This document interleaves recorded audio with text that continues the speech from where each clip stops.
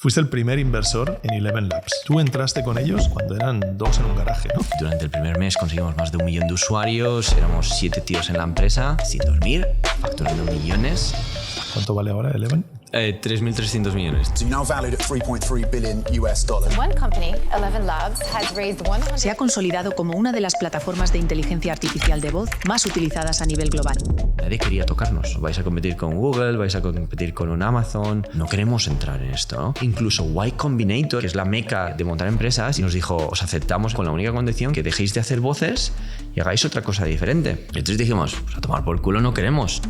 Tú mirabas un Alexa, tú mirabas un Google Home y sonaba muy robótico. Lo que nos dimos cuenta es que la gente no quería interactuar con ello. Y yo creo que la mayoría de empresas que se montan no tendrían que levantar dinero nunca. Pero realmente puedes ser competitivo sin levantar dinero. Midjourney, una empresa que factura 200 millones anuales, que no levanta dinero nunca. Y no quieren. Pero realmente es tan bonito como parece. El 80% o el 90% de esas empresas que han levantado en los últimos 12 meses, dentro de 24 meses no van a estar. Pero también veremos empresas que con un equipo de 10 personas valen 1.000 millones. La IA ha permitido que se creen unicornios en semanas. ¿Consideras que Nvidia está sobrevalorada ahora mismo? El único que te proporciona la infraestructura para montar calles, para poner el asfalto y que los coches vayan, es una única empresa, ¿está sobrevalorada o no?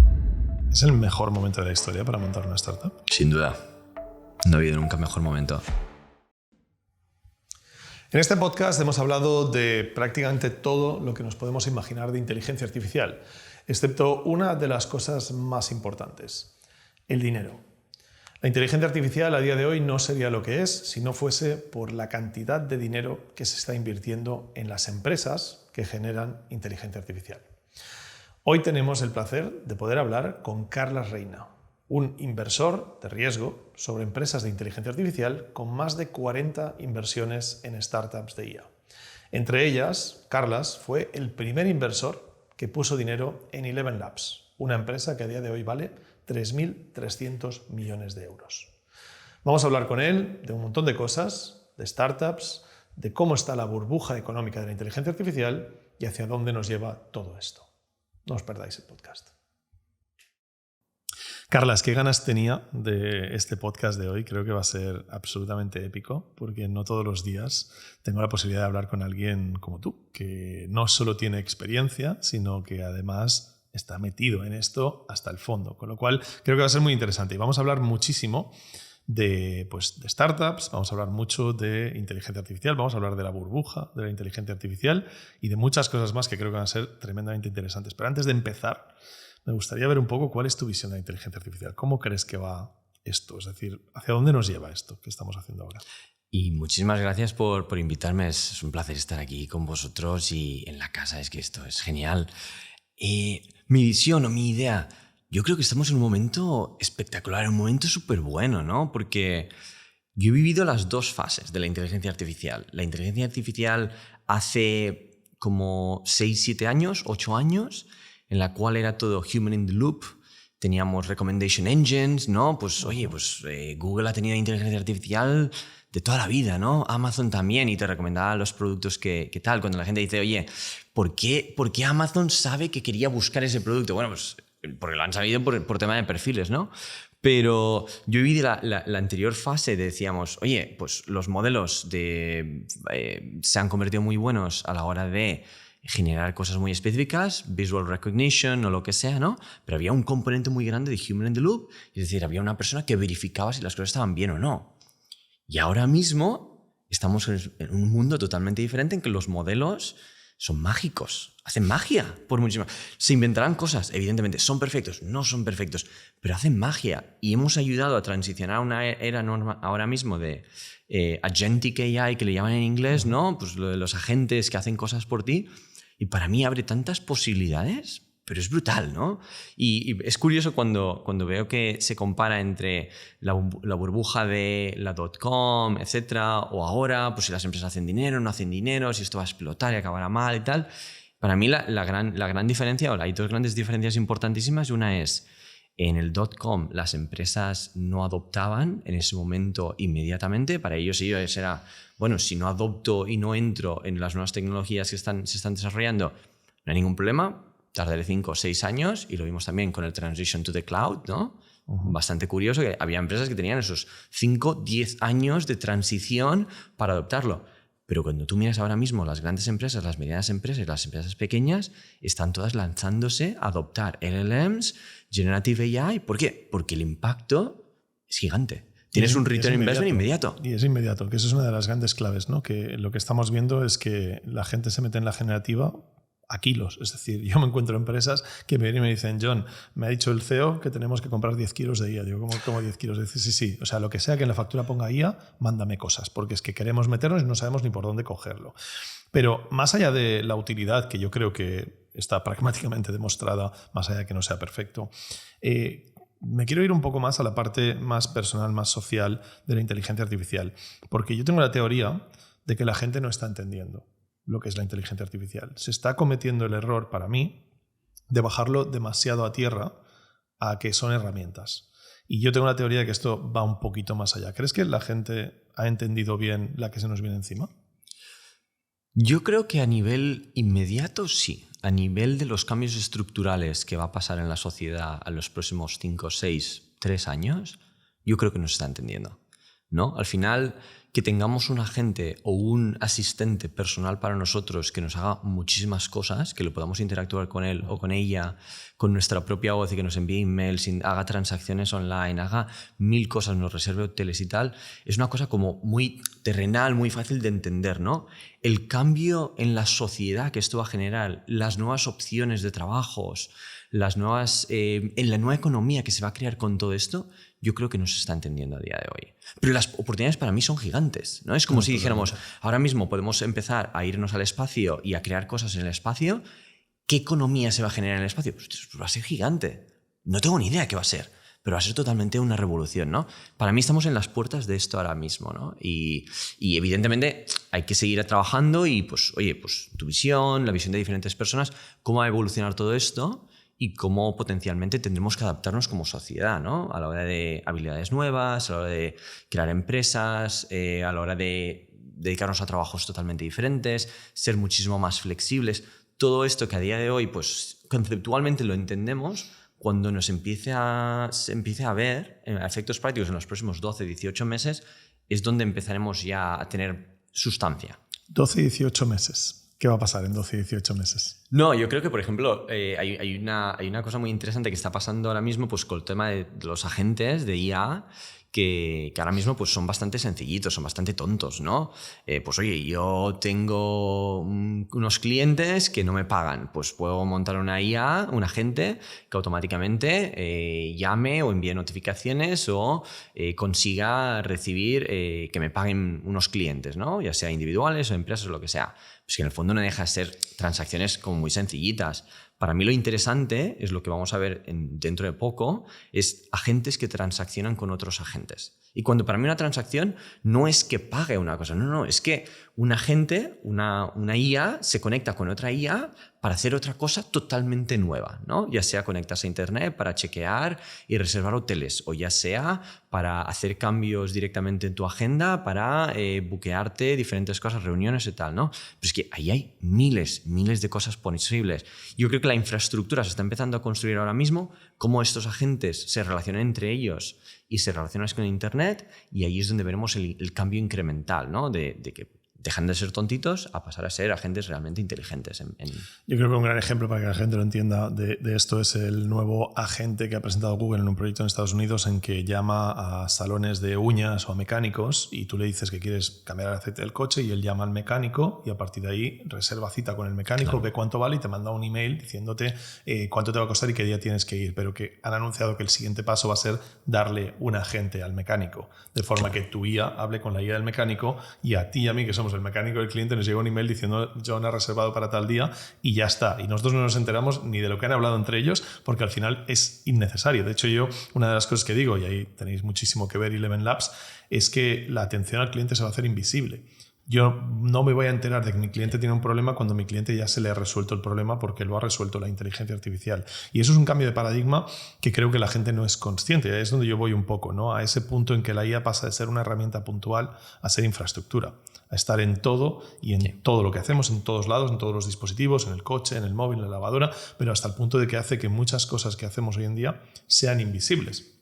Y muchas veces en las ponencias, cuando me preguntan estas cosas, tengo que poner el ejemplo de Internet. A día de hoy, cuando tú vas a pedir un Uber, no piensas en que te tienes que conectar a Internet para pedir un Uber. Simplemente, oye, Uber hace eso y es ubicuo y sucede, ¿no? Y con la inteligencia artificial yo creo que vamos hacia esa línea, en la línea en que no vamos a tener que elegir mucho menos de lo que creemos las herramientas de inteligencia artificial, porque simplemente van a suceder como agentes desencadenados a través de nuestro asistente personal, que hemos visto también esta semana, creo, en Alexa Plus, por ejemplo, que se han visto el caso de que, bueno, Alexa tiene una infraestructura de aplicaciones conectadas y tal, que es la bomba, desde cerrarte las persianas hasta reservarte una mesa, pues evidentemente que la gente pueda ocuparse de hacer esas cosas de tu asistente personal a través de diferentes agentes. Creo que va a cambiar muchísimo la percepción de la inteligencia artificial, que desgraciadamente hoy se sigue viendo mucho como PowerPoint, ¿no? Como una herramienta puntual que la utilizo cuando la necesito. Voy a ChatGPT, ¿no? Sí. Y creo que ahí es donde tiene que cambiar ese perfil. No, y lo ves en el Mobile World Congress. Todas las empresas han anunciado cosas, es todo inteligencia artificial, ¿no? Assistance, AI Apps, Magenta AI con Deutsche Telekom, etc. Al final es esto. Para mí hay dos cosillas muy interesantes ahí. Es la infraestructura para que todos estos agentes hablen entre ellos, se está construyendo ahora mismo. Porque al final, si yo construyo mi agente, tú construyes tu agente, que hacen una cosa cada uno de los dos agentes, ¿cómo nos conectamos uno al otro? Necesitamos una capa bastante más interesante o bastante más específica que permita estas transacciones con un agente, con otro, y que esté de una manera estructurada, ¿no? Estos son los MCPs, ¿no? Que ahora se están empezando a poner muy de moda y que están saliendo por todos lados. Esa capa de orquestación que permite que esas herramientas que le damos a la gente las puedan utilizar, pero están intentando, parece, estandarizar ese uso, ¿no? Para que cualquier agente pueda usar cualquier herramienta sin necesidad de tener una programación específica. Lo original de las APIs en su momento, ¿no? Cuando salieron las APIs y entonces estructurar la data para que te puedas acceder, etcétera, ¿no? Sí, al final es eso, ¿no? Es estandarizar las APIs de forma que cualquier agente puede usar cualquier API sin necesidad de programar todo el follón que supone una API, que todos hemos visto hoy en día. Intentas hacer un GPT personalizado y le intentas meter una API, conectar, y es un festival del humor tremendamente complejo. Entonces, en cuanto tengamos esos sistemas de estandarización que están muy vírgenes ahora, creo que realmente va a cambiar las reglas del juego. Sin duda. Y escucha una cosa, ¿tú crees que la sociedad está preparada para tantos cambios en tan poco tiempo? No. Yo creo que ninguna sociedad, porque al final hemos ido evolucionando y pues al final somos animales de costumbres, ¿no? Y pues nos gusta hacer una cosa y hacerla y repetirla, y desde pequeños nos han introducido la idea de que tienes pues tu rutina, ¿no? Y sigues tu rutina y vas añadiendo cosas, tal. Claro, en un momento en que se nos cambia esta rutina al 100% y desaparece todo lo que estábamos haciendo, y tienes que aprender cosas desde cero, tienes que ser súper flexible y tienes que adaptarte al nuevo sistema y la manera de hacer, no estamos adaptados. Eso es evidente, ¿no? Yo creo que hay una parte de educación, tanto de la sociedad como del Estado, como de las entidades educativas, como de las empresas, que nos tendríamos que encontrar una manera de cómo ayudamos realmente a las personas a evolucionar y adaptarnos, ¿no? Hemos visto ejemplos. En Singapur, por ejemplo, hicieron obligatorio para todos los ciudadanos una formación en inteligencia artificial. Son cosas que igual son un poco radicales, pero que, bueno, Singapur es lo que es gracias a todo lo que hacen, ¿no? Claro. Y en este tipo de cosas son muy disciplinados. No sé si esto podría remotamente funcionar aquí, pero desde luego sí que es cierto que la cosa, a mí me da la sensación de que la gente está muy verde, porque ya hace un año, hace un año y medio empecé a dar ponencias, y cuando empecé era un discovery, ¿no? La gente no tenía ni idea de lo que era esto, y era un poco eso. Ahora parece que la gente ya sabe lo que es, pero a mí me da la sensación de que se ha malinterpretado. O sea, se está infravalorando el impacto que va a tener. La típica comparación es con el metaverso, y estamos a años luz de lo que es el metaverso, ¿no? Sí. Lo estamos viendo gracias a ver las noticias que van saliendo. Es muy fácil demostrarle a alguien que esto no es el metaverso, ¿no? Porque ves los niveles de inversión que se están haciendo, la pasta que se están dando los gobiernos y las empresas en IA, y con lo cual se ve claramente que hablamos de otra cosa. Pero sobre el papel es cierto que nos han vendido muchas tecnologías como que nos iban a cambiar la vida, y luego ha sido un metaverso. Entonces, evidentemente, la gente también está un poco reacia a la burbuja de la inteligencia artificial. Sí. Tú, desde luego, si alguien puede hablar de la evolución de la inteligencia artificial, eres tú, Carlas. Fuiste el primer inversor en Eleven Labs. Eleven Labs, creo que todo el mundo lo conoce, es la mayor empresa de voz con inteligencia artificial, de forma muy simplificada. Y tú entraste con ellos cuando eran dos en un garaje, ¿no? Sí, así es. Yo conocí a los dos fundadores en marzo del 2022. No teníamos ni empresa registrada, no teníamos nada. Uno de los founders aún estaba en Palantir, el otro se había dejado Google en su momento. Y entonces yo inmediatamente les dije, oye, me encanta lo que estáis haciendo. Yo no vi ningún producto, ninguna demo.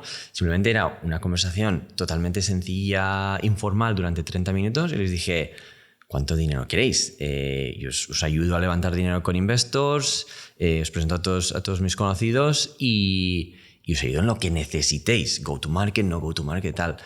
Y una cosa llevó a la otra, les empecé a introducir a diferentes inversores con amigos míos, les levantamos 2 millones, 1,9 millones y empecé a trabajar con los founders súper de cerca para todo el tema de go to market, ¿no? ¿Cómo lanzamos el producto? ¿no? ¿En qué segmento nos centramos? ¿Cuál es el mensaje que queremos utilizar? ¿Vamos a un B2C? ¿Vamos a un B2B? ¿Vamos a un prosumer? ¿Cómo vamos a atacar todo esto, no? Y al final, Mati, uno de los founders, me dijo, oye, deja lo que estás haciendo, vente a trabajar para nosotros y lo montamos bien. Y nada, fue espectacular porque pues, entré, lanzamos el producto a finales de enero del 2023, 9 meses después de empezar la empresa. Y durante el primer mes conseguimos más de 1 millón de usuarios, éramos 7 tíos en la empresa, sin dormir, facturando millones. Y lo bueno era que nos lo pasábamos muy bien. Y han pasado 2 años y algo, hemos crecido una burrada, somos unos 150, tenemos 32 idiomas, tenemos varios productos, hemos lanzado en Estados Unidos, en toda Norteamérica, toda Europa, hemos lanzado en India, tengo equipo en Japón y en Corea, tengo ahora equipo en México, estoy montando Brasil y Middle East también. Y al final para nosotros ha sido la idea de, ostras, tenemos el concepto de voz, que al final hemos evolucionado como sociedad durante los últimos 50.000 años hablando entre nosotros, pero el problema es que la tecnología no había conseguido replicar como hablábamos. Entonces tú mirabas un Alexa, tú mirabas un Google Home, text-to-speech ha existido desde hace muchísimos años, pero si no sonaba natural y sonaba muy robótico, lo que nos dimos cuenta es que la gente no quería interactuar con ello, ¿no? Entonces para nosotros el primer concepto era, oye, intentemos hacer una nueva tecnología desde cero, nos lo inventamos nosotros, en la cual podamos reproducir como hablamos, pues con nuestros acentos, con nuestros errores, con el hecho de que tenemos cambios de estilo, etcétera, ¿no? Y una cosa nos llevó a la otra y nos dimos cuenta de que si realmente lo recreas tal y como las voces, como nosotros hablamos, pues las empresas pueden construir aplicaciones encima de esto, ¿no? Y entonces montamos el Foundational Model para voz y a partir de aquí hemos ido evolucionando y tenemos bastantes Foundational Models. Hemos construido end-to-end products también para pues, hacer las cosas mucho más fácil, ya sea pues, doblar una película o lanzar un agente con la voz, etcétera, ¿no? Pero con la idea principal de decir, oye, AI Voices tiene que funcionar bien, porque es que llevamos hablando 50.000 años entre nosotros, ¿no? Totalmente. Yo creo que es la IA que más utilizamos nosotros. Mira, somos una empresa relativamente pequeña, pero movemos bastante volumen. Y creo que es la IA más útil de todas las que tenemos, evidentemente si no contamos ChatGPT como herramienta más transversal, pero sin duda en producción es la herramienta que más utilizamos, lo utilizamos para prácticamente todo y me parece una herramienta absolutamente increíble. Claro, pero es que incluso si tú piensas, han habido varias revoluciones, ¿no? A lo largo de los años como plataforma. Para mí yo siempre pienso, oye, había una plataforma que se montó que era todo el tema de la radio, voz, perfecto. Gigante, lo montamos hace 100 y pico años, etc. La siguiente generación de todo esto de plataforma en sí fue la televisión. Entonces, pero ya ha empezado a ser parte visual. Hemos ido evolucionando a hacer las cosas visualmente todo, ¿no? La siguiente fue pues, todo el tema de ordenadores, con internet, etc. Seguimos reproducir el mundo en un ordenador, una pantalla y hacer todas las interacciones visualmente. ¿Cuál fue la última? Todo el tema de móviles. Con smartphones, hace 15 años. Volvemos a lo mismo. Pantalla, visual, text, ¿no? Y ahora cuando vino todo el tema de las LLMs con Generative AI, para mí yo decía, ostras, me parece muy interesante lo que está pasando, pero no deja de ser antinatural, porque al final tenemos que interactuar dándole a la tecla continuamente para hablar con este chatbot o este LLM o para generar cosas, ¿no? Para nosotros la gran diferencia es, estamos montando la nueva infraestructura, la nueva plataforma que es puramente voz, claro, que es lo más natural. Entonces, a partir de aquí, lo que tú quieras. Claro, es que el lenguaje natural es voz y con lo cual tiene toda la lógica del mundo. Pero a mí más que la aplicación de la voz en sí, que creo que es súper interesante en la IA, lo que más me alucina de poder hablar contigo es la parte de la creación de una startup de inteligencia artificial desde 0 hasta 3, ¿cuánto vale ahora Eleven? 3.300 millones, 3.3 billion. 3,3 billones, 3.300 millones de dólares. O sea, ¿en cuánto tiempo ha sido eso? Justamente en abril haremos 3 años como empresa. Esto no había podido pasar nunca en la historia antes de la IA, ¿no? Es decir, la IA ha permitido que se creen unicornios en semanas. Hemos visto la empresa SSI de Ilya Sutskever levantar, creo que 6.000 millones con unos pocos meses sin producto y sin nada. La empresa de Mira Murati empieza y a la semana siguiente recoge 3.000 millones. Y bueno, podemos ver el caso de XAI de Elon Musk, que ha pasado de 0 a 60.000 millones en literalmente un año. Es una puñetera salvajada. Sí. Entonces, es evidente que cuando empezamos a ver todos estos números y empezamos a ver que sale alguien y dice, hola, monto una empresa y le caen miles de millones de dólares encima, que antes no era tan fácil crear un unicornio. No. Era algo muy raro. Totalmente. Entonces, es normal que la gente empiece a decir, hostia, aquí se está haciendo una burbuja económica. Yo quiero dejar por delante una metáfora, un comentario que hace Max Tegmark del MIT, que me parece muy, muy acertado. Y es que la burbuja económica es una cosa, pero eso no tiene por qué ir relacionado con el producto subyacente. Es decir, que la inteligencia artificial va a cambiar el mundo, no hay ninguna duda, por mucha burbuja económica o no que cree, ¿vale? Pero lo que quiero hablar contigo hoy es de esa burbuja económica. ¿Consideras que a día de hoy la IA está sobrevalorada?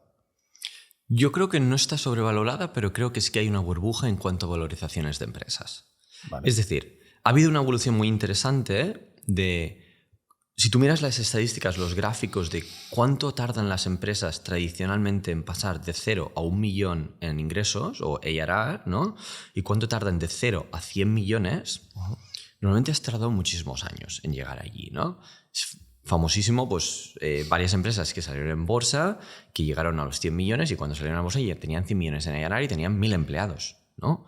A día de hoy tienes unas cuantas empresas que han pasado en un periodo muy corto de tiempo los 100 millones de dólares en ingresos y son menos de 200 personas, ¿no? Entonces, para mí hay una burbuja en cuanto a valorizaciones de algunas startups, pero es que el resultado está siendo muy bueno. Entonces, hay un cambio, ¿no? Entonces, claro, tú dices, bueno, Ilya, cuando ha montado su empresa, claro, ¿qué le están dando los inversores? Los inversores están comprando el futuro que Ilya les vende, ¿no? Y es AGI.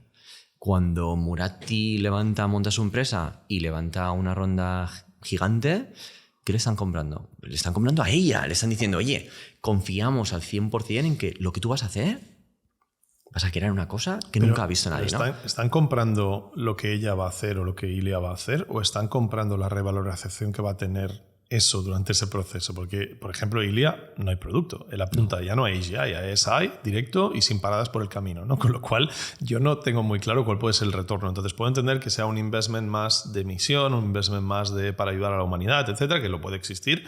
Me cuesta creer que haya tantísimo dinero sin esperar nada a cambio, pero bueno, entiendo que hay gente que tiene mucho dinero en el mundo y que con lo cual pues hay ese tipo de acercamientos más filantrópicos, si quieres.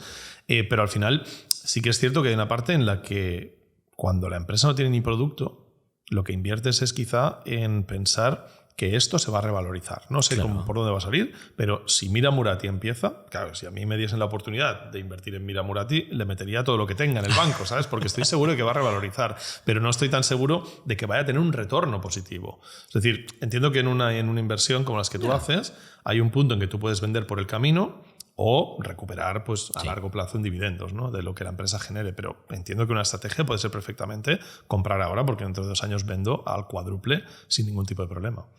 Es complicado. Yo creo que esa es la estrategia... Venture Capital no sigue estrategia, normalmente. Si tienes un Venture Capitalist que sigue esa estrategia, esa persona desaparecerá, porque al final el fondo desaparecerá, no retornarán el dinero que tienen que retornar, ¿no? Yo creo que lo que está pasando es, por ejemplo, pues tú inviertes en Mira Murati o inviertes en Ilya o inviertes en diferentes startups ahora mismo con perfiles muy buenos, pero porque estás descontando, estás añadiendo el retorno o los ingresos que van a tener en un futuro. Es decir, por ejemplo, en un momento en que va a cambiar absolutamente todo, van a haber unas empresas que se van a comer todo el pastel. Habrá muchísimas, pero habrá algunas que serán muy grandes. Un Salesforce, por ejemplo. Una empresa que utilice Salesforce se gasta centenares de miles anualmente, o millones, dependiendo de cómo de grande eres, ¿no? Pero al final un Salesforce, un producto, no deja de ser una UI, un frontend bastante feo, bastante poco útil, con una base de datos sencillita y conexiones a diferentes cosas. Deja de ser eso. Pero si tú lo piensas a día de hoy, los inversores están diciendo, ostras, si yo tengo un producto de Mira Moratti, por ejemplo, dedicado a Enterprise, que lo que hace es gestiona muy bien esas interacciones con personas, está grabando las llamadas que el equipo de venta está teniendo o que los usuarios me están llamando y tal. Al final está creando un cerebro y en ese cerebro yo lo que hago es le pido con mi propia voz la interacción, decirme, oye, ¿cuáles son los clientes con los que me tengo que centralizar? ¿Cuál es la pipeline que he generado? ¿Qué tengo esto? Tal. Ya no necesitas esa UI, ese frontend. Entonces, claro, si tú piensas, un negocio como Salesforce desaparece de la noche a la mañana. Sí. Entonces, si tú dices, oye, ¿cuánto vale Salesforce? Pues Salesforce vale una burrada en el mercado. ¿Cuánto factura? Una burrada. Pero claro, ese dinero, si en el momento en que la inteligencia artificial te lo cambia absolutamente todo, ese dinero, esas empresas que se están gastando bastante dinero o bastantes recursos anualmente pagando a Salesforce o pagando a quien sea, estos recursos van a pasar a otro sitio. La idea es, bueno, pues pasarán a un Ilia, pasarán a un Mira Moratti, pasarán a un Sakana AI, pasarán a un Eleven Labs, pasarán a OpenAI. Habrá una transición de ese dinero que ya se está gastando hacia estas nuevas empresas. ¿Por qué? Porque hemos visto que en los últimos 2 años y medio hay empresas que lo están haciendo muy bien. ¿Qué me hace pensar que esto no va a continuar si realmente estamos cambiando todos los sectores de la economía? Probablemente.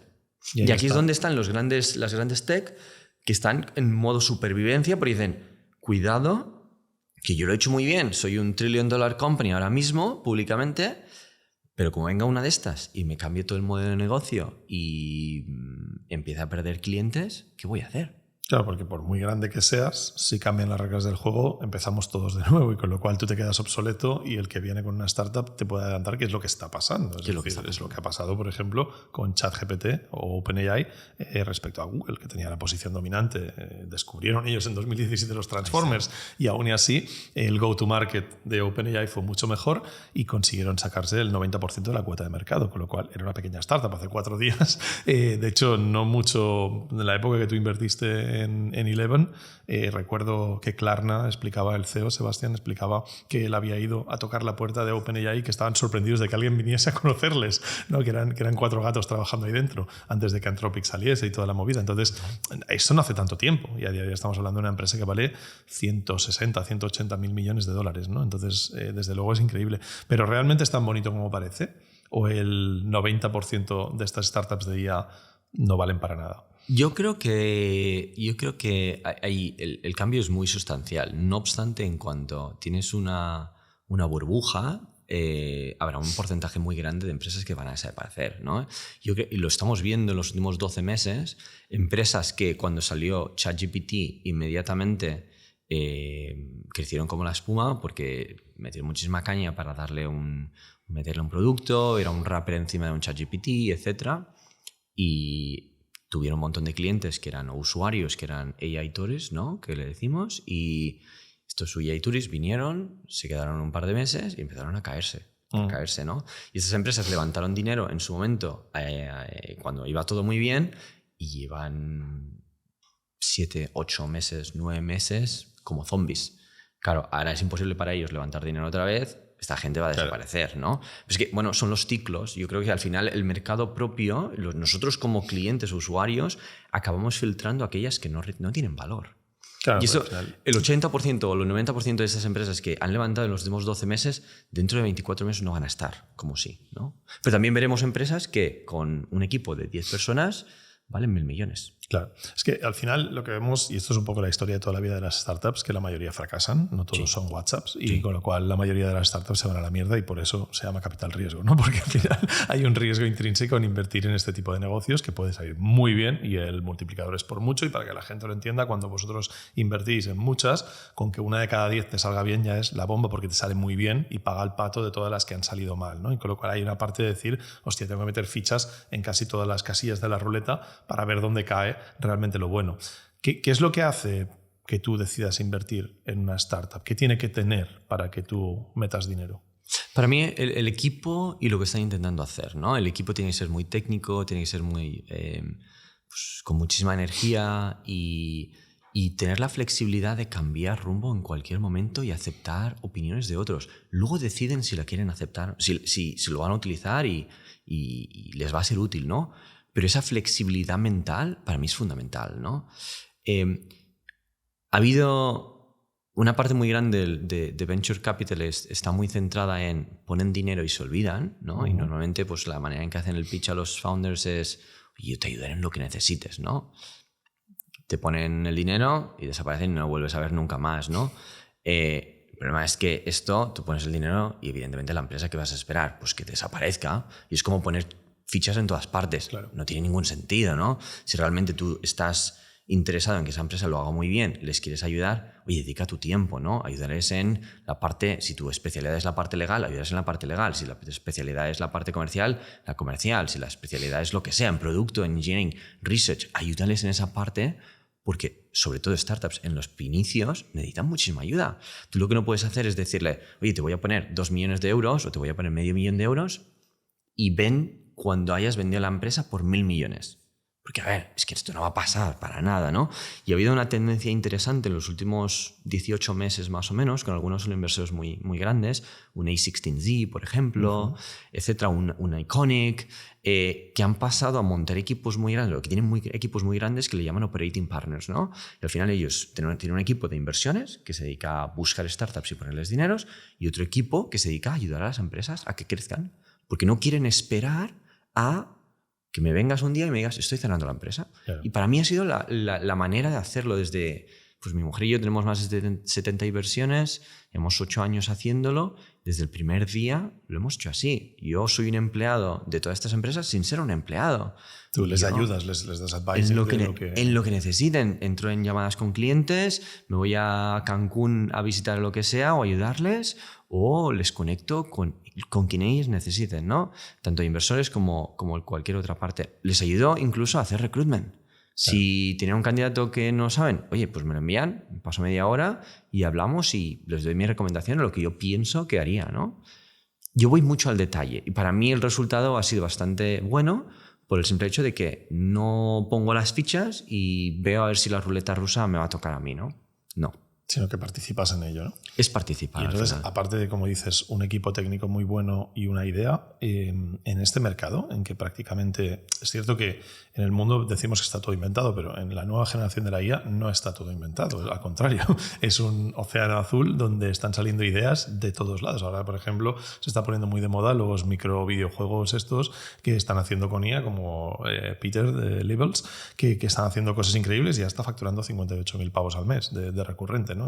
Lleva 10 días literalmente con el producto lanzado y lo está trabajando de forma pública, ¿no? Entonces, esto ha salido derivado pues, de Cursor y de todas estas cosas que también son cosas nuevas que no existían hace 6 meses, con lo cual estamos ante una situación en la que hay la posibilidad de tener muchas ideas novedosas. ¿Cómo juzgas cuando una idea es, oye, un propósito que realmente es interesante y que puede tener potencial? ¿Es instinto puro o te basas en algo? Espero que estés disfrutando de esta charla. Este podcast está patrocinado por Hostinger. Hostinger básicamente lo que ofrece son servicios de alojamiento para páginas web y es un servicio espectacular. Si te vienes a la dirección que te he puesto en la descripción podrás ver cómo te puedes crear una página web desde 2,59 € al mes y además te van a regalar 3 meses si quieres elegir este plan. Además tienes otra opción que es tener el plan de IA, que es un plan que te recomiendo absolutamente, en que tendrás un montón de herramientas para generar tu página web asistido por inteligencia artificial. No solo eso, Hostinger tiene muchos otros beneficios, como que te incluye el dominio, que normalmente se paga aparte, tienes email gratis, 150 plantillas y un montón de soporte. Tienes 24/7 cuando lo necesites. La verdad es que Hostinger es un hosting que está muy bien y que la gente está muy contenta con ello. Pero es que además, si aplicas nuestro cupón, JOHNIA, podrás tener un descuento adicional. Para ello solo tienes que añadir al carrito y a partir de ahí elegir las mensualidades, es decir, cuántos meses quieres pagar de golpe. Evidentemente, cuantos más meses pagues, más te baja el precio, pero a partir de 12 meses ya tienes un precio muy interesante. Para aprovechar el descuento adicional que te digo, solo tienes que bajar hasta aquí abajo en la parte de pago y donde pone el cupón introducir JOHNIA. Y con eso le das a aplicar y te bajará un poquito más el precio, con lo cual conseguirás un precio aún más atractivo. Una vez comprado el acceso, podrás ver cómo hacer tu página web en un momento. La puedes hacer con inteligencia artificial y la puedes editar de forma muy sencilla, arrastrando directamente las cosas arriba y abajo, pudiendo cambiar las cosas y se van a ver bien tanto en ordenador como en teléfono móvil, porque Hostinger se ocupa de que queden a la perfección. Además, tienes aquí un chatbot que es muy útil, es como tener ChatGPT, que sabe mucho de crear webs con Hostinger y con lo cual cualquier duda que tengas te la va a resolver de forma directa. Además de eso, como te decía, tienes las herramientas, si has comprado el paquete de $3,99, que te permiten hacer un montón de funciones, desde escribir blog posts con inteligencia artificial, crear páginas enteras dentro de tu misma página web, como por ejemplo una página de contacto, etcétera, y que lo haga la IA por ti, o generar directamente artículos de blog para poder hacer inbound marketing. En definitiva, si lo que quieres es una buena página web y quieres utilizar inteligencia artificial para asistirte con ella, Hostinger es la mejor opción. Tienes abajo el link en la descripción y no te olvides de aplicar el código JOHNIA. Seguimos con el podcast. Al final hay una parte muy grande que es instinto puro, y cualquier inversor que te diga no, porque los números, eso pasa mucho más tarde. Al final, una vez tienes tracción, pues claro, todo el mundo puede mirar los números y decir sí, yo quiero entrar. Pero si tú no tienes nada, claro, es instinto puro. Y entonces, ¿en qué te basas? En una parte de instinto, en los founders, su habilidad de evolucionar y adaptarse y ser muy técnicos, y si el mercado realmente crees que va a evolucionar. ¿Cuál es tu tesis para ese mercado? Yo siempre me he centrado más en mercados no sexys. Me han gustado muchísimo. Yo cuando los inversores empiezan a entrar en un mercado muy a fondo y empiezan a disparar las valorizaciones, yo me voy de ese mercado. No me interesa para nada, porque yo los rubíes los encuentro en cosas no sexys. Justamente ha hecho una empresa de aquí de Barcelona que se llama Murphy, que hace todo el tema de debt collection, ¿no? Y me encanta. Montaron la empresa en octubre. En noviembre ya tenían los primeros clientes firmados y tienen Santander y tienen un montón de clientes súper top que le están huyendo. O la luz y tal, ¿no? Y dices, ostras, que pues lo han montado en 4 meses, ¿no? Han levantado 2,5 millones de inversores, etc. Y son 7 personas en la empresa. Wow. Pero, ¿por qué? Pues al final para mí los fundadores son muy buenos, son técnicos, tienen una buena idea del go-to-market. Me he sentado con ellos a hablarlo, les hago las intros que pueda y encima tienen la flexibilidad mental de decir, oye, esto pues cambiaremos en cualquier momento. Si vemos que la dinámica del mercado cambia, nosotros nos adaptaremos con esa dinámica. Nosotros en la empresa, en el board, el año pasado lo presenté como Dynamic ICPs, ¿no? Ideal Customer Profiles, ¿no? Y entonces el Ideal Customer Profile es el tipo de cliente que tú idealmente quieres tener, ¿no? O que te está funcionando muy bien. Yo al board el año pasado le presenté la idea de Dynamic ICPs. Oye, el mercado cambia tan rápido que lo que quiero hacer es tener unos factores que voy analizando continuamente en contra del mercado, y si el mercado veo inmediatamente que está cambiando, yo cambio mi ICP. No quiere decir que no siga por allí, porque pues facturo ese dinero y tal, pero si el mercado va a estar cambiando continuamente, yo tengo que adaptarme de una manera normal y continua, ¿no? Pues es lo mismo. ¿Puedes transferir esa mentalidad a los founders? Si la tienen, perfecto. Si no la tienen, no es mi estilo. Ya. Hay otros VCs que sí que pondrán dinero. Yo no. Increíble. Es un aprendizaje brutal. Estoy aprendiendo latín contigo. Tú has dicho que hay una sobrevalorización de algunas empresas de inteligencia artificial, ¿no? Imagino que si nos ponemos a tirar nombres a la mesa, el primero que sale es Nvidia. ¿Consideras que Nvidia está sobrevalorada ahora mismo? Ahora mismo creo que esta semana ha caído un poco, pero todo el mercado americano está yendo a la mierda con Trump ahora mismo. Pero ¿cuál es tu opinión sobre Nvidia? ¿Vale $150 por acción? Yo creo que sí.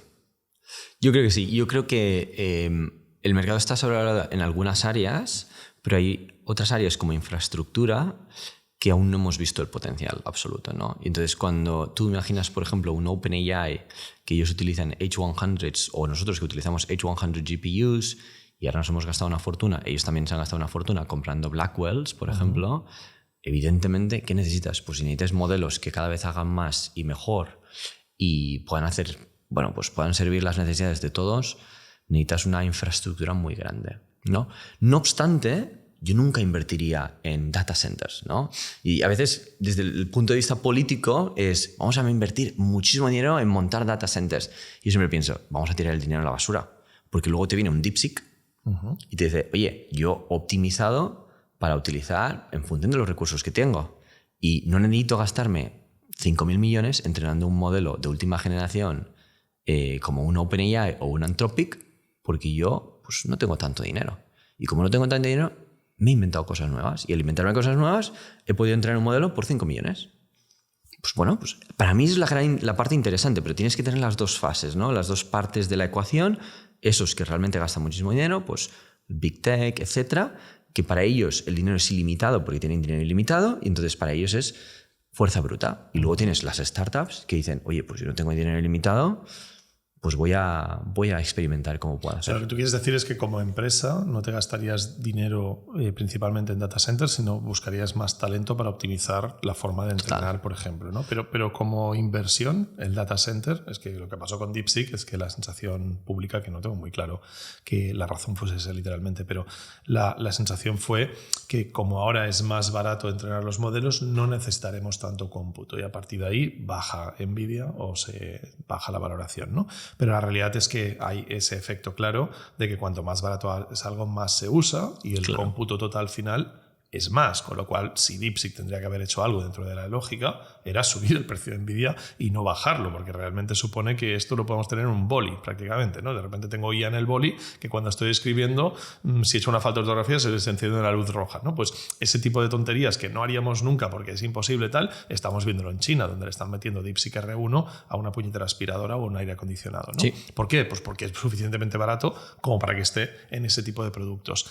Pero la reacción del público fue porque a día de hoy la gente que está invirtiendo, hay mucho porcentaje de retail, de gente que no tiene ni puñetera idea, o realmente hubo un pánico entre los inversores porque no tienen ni puta idea de lo que es la IA, o por qué razón bajó radicalmente el mercado con la aparición de DeepSeek.